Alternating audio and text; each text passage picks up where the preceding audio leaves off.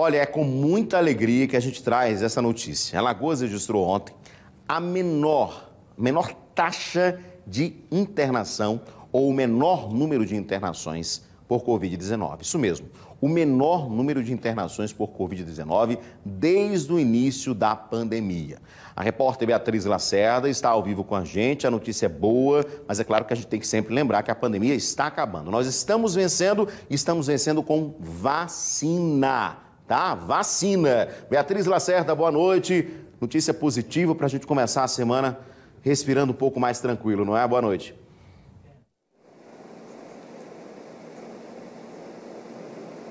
Olá, Edson, muito boa noite. Voltando a falar com você sobre esse assunto tão bom, né? Que é trazer índices positivos de que a gente está, aos poucos, vencendo essa guerra contra esse inimigo invisível, que é o coronavírus. Hoje, Alagoas tem 78 pessoas internadas em leitos destinados somente para pacientes com Covid aqui no estado. Esse é o menor número desde o dia 23 de abril do ano passado. Naquela época foram 64 pessoas internadas naquela data e ainda era o começo da pandemia. De lá para cá os números subiram bastante, depois a gente viu caindo e agora estamos voltando aos índices iniciais. Então, 78 internações, lembra o início da pandemia e é o menor número desde abril do ano passado. Sobre esse assunto eu vou conversar agora com o secretário de Estado da Saúde, Alexandre Aires, que vai explicar para a gente qual é a chave disso tudo, né? Qual é a explicação. Boa noite, secretário. Boa noite, Beatriz, boa noite, Edson e todo mundo que está acompanhando a gente. É um dia realmente, como você disse, de muita alegria, de muito alívio. A gente, ouvindo aqui você falar, eu passava um filme aqui na cabeça, quantas entrevistas eu dei aqui para a TV Pajuçara, falando sobre a necessidade das pessoas se protegerem, da ansiedade da chegada das vacinas e agora a gente poder comemorar essa redução tão grande do número de ocupação dos leitos é realmente um motivo de muita satisfação, é um alívio muito grande que a gente tem sentido. Agora, o senhor falou aí vacinação, é a palavra-chave dessa luta tão grande, né? É ela que tem garantido hoje uma melhor qualidade de vida para as pessoas, uma segurança, a esperança de que um dia a gente vai voltar a caminhar na rua sem essa máscara, mas ainda não está na hora. Sem dúvida, e eu queria só pedir licença para dizer a quem está assistindo a gente que os números voltaram, o número de óbitos voltaram a subir na Europa. E esses números estão subindo majoritariamente em pessoas não vacinadas. Então está aí a importância da vacinação. Está aí a necessidade de que você que não tomou ainda a sua dose, por qualquer motivo que seja, que você se proteja e se preserve, que preserve o seu familiar. Você que está com a segunda dose atrasada, também tome a sua segunda dose para depois vir a dose de reforço, porque em todo o mundo o comportamento tem sido esse. Quem não se vacinou está adoecendo gravemente e está indo a óbito. Secretário, aqui em Alagoas, 3.723.000 doses da vacina contra a Covid foram aplicadas no estado desde o início da pandemia. Então, mais de 3 milhões, quase 4 milhões, né? Isso é o motivo de ter tanta gente resistindo melhor ao vírus, não se contaminando e os números de internações estão caindo. Esse é o grande reflexo. Se tem um principal motivo é a vacinação. As medidas sanitárias ajudaram, as pessoas estão usando máscara, continuam usando máscara e isso ajuda, são medidas não farmacológicas, mas sem dúvida nenhuma o cenário está sendo mais positivo em razão do êxito na vacinação. Mas por quê? Explicando de novo para quem está em casa, qual é o efeito que a vacinação produz? Olha, a vacinação ela não protege você de se infectar. As pessoas podem continuar se infectando.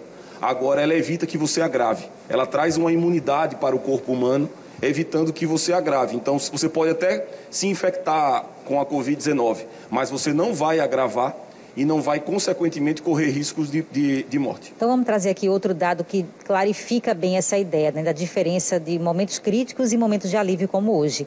Quantos leitos o Estado chegou a ter aqui ocupados ao mesmo tempo e quantos tem agora? Olha, nós chegamos a ter aqui mais de 1.000 pessoas ao mesmo tempo internadas em leitos clínicos e leitos de UTI.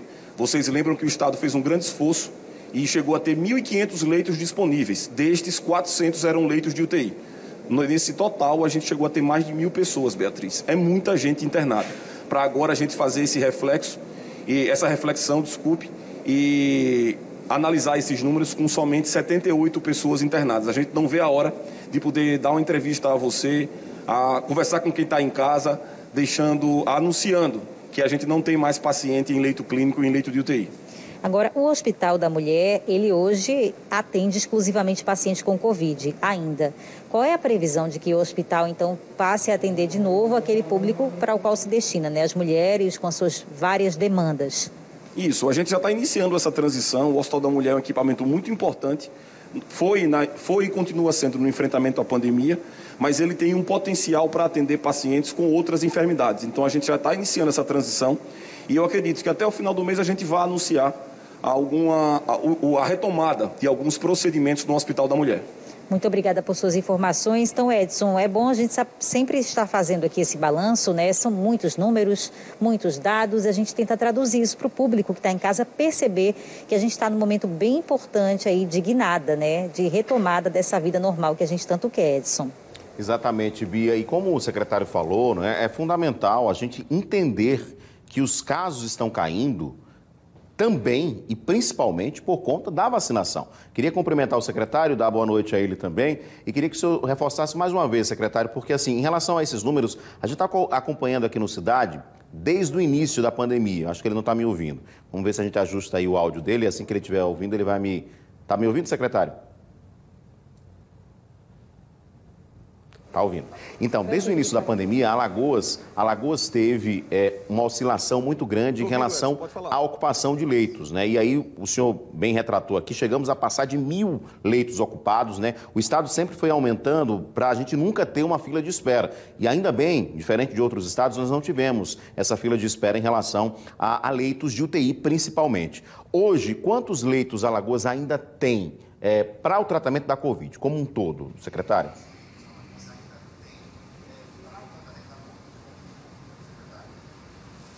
Boa noite novamente, Edson. Hoje a gente tem cerca de 410 leitos, entre leitos clínicos e leitos de UTI.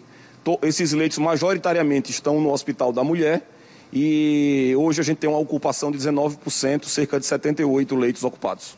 Pois é, então é importante ressaltar, é o menor número de ocupação, porque a gente já teve, claro, essa taxa até menor, mas quando a gente tinha 1.500 leitos. Então, assim, no meio da pandemia, quando a gente estava numa situação bem mais complicada. E a gente já tem, inclusive, informações, né, secretário, de, por exemplo, países que estão mais atrasados em relação à vacinação, eles estão com uma situação bem mais preocupante, inclusive com leitos muito ocupados, porque ainda tem essa relação que precisa ser ressaltada. Quanto menos pessoas vacinadas, maior o risco de termos pessoas com complicações da Covid.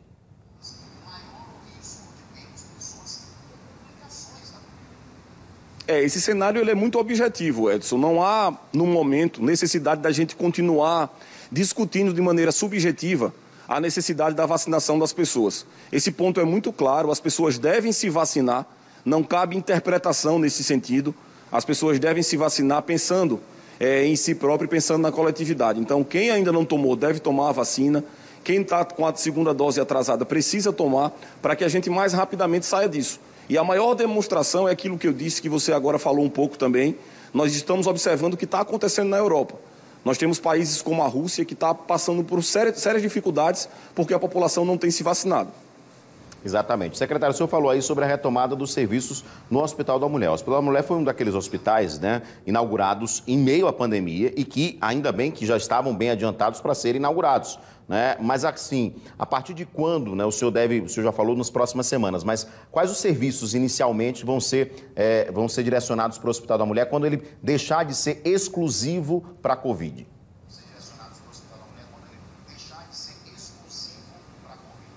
Veja, Edson, a gente está com uma programação aqui para a retomada dos serviços em todos os hospitais. Alguns já iniciaram, outros a gente está com um cronograma em execução. Posso citar o Hospital Regional de Porto Calvo, o Hospital Regional do Norte, que fica lá em Porto Calvo e que a gente deve, agora no começo de novembro, abrir as portas para urgência, emergência, cirurgias eletivas, uma necessidade muito grande daquela região. O Metropolitano já vem funcionando nesse sentido, já não tem mais paciente Covid. E o Hospital da Mulher, a gente deixou ele como única referência para atendimento de pacientes Covid e agora a gente está iniciando uma discussão sobre a transição. Eu acredito que durante o mês de novembro a gente possa apresentar esse plano de retomada à sociedade.